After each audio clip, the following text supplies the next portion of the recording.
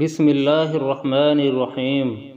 حضرت ابو ہریرہ رضی اللہ تعالیٰ عنہ بیان فرماتے ہیں، رسول اللہ صلی اللہ علیہ وسلم نے ارشاد فرمایا، جب اللہ تعالیٰ نے حضرت آدم علیہ السلام کو پیدا فرمایا تو ان کی پشت پر ہاتھ پھیرا تو ان کی پشت سے وہ تمام روحیں جنہیں اس نے ان کی اولاد سے روز قیامت تک پیدا کرنا تھا نکل آئیں، اور ان میں سے ہر انسان کی پیشانی پر نور کا ایک نشان لگا دیا۔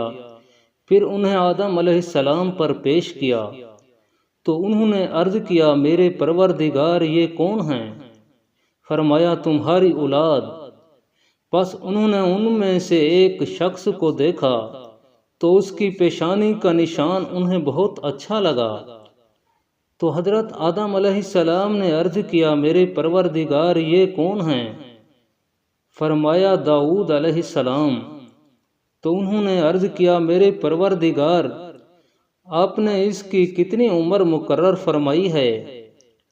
فرمایا، 60 سال۔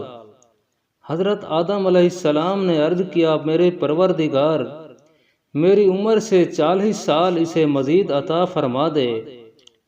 رسول اللہ صلی اللہ علیہ وسلم نے فرمایا، جب حضرت آدم علیہ السلام کی عمر کے 40 برس باقی رہ گئے تو ملک الموت ان کے پاس آیا تو حضرت آدم علیہ السلام نے ارشاد فرمایا، کیا میری عمر کے 40 برس باقی نہیں رہتے؟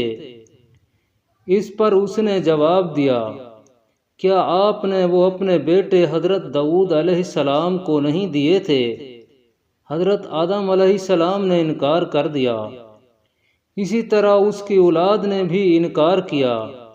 آدم علیہ السلام بھول گئے اور اس درخت سے کچھ کھا لیا، تو اب اس کی اولاد بھی بھول جاتی ہے، اور آدم علیہ السلام نے خطا کی اور اس کی اولاد بھی خطا کار ہے۔ حضرت انس رضی اللہ تعالیٰ عنہ بیان فرماتے ہیں، رسول اللہ صلی اللہ علیہ وسلم نے ارشاد فرمایا، جو شخص اچھی طرح وضو کر کے ثواب کی نیت سے اپنے مسلمان بھائی کی عیادت کرتا ہے تو اسے 60 سال کی مسافت کے برابر جہنم سے دور کر دیا جائے۔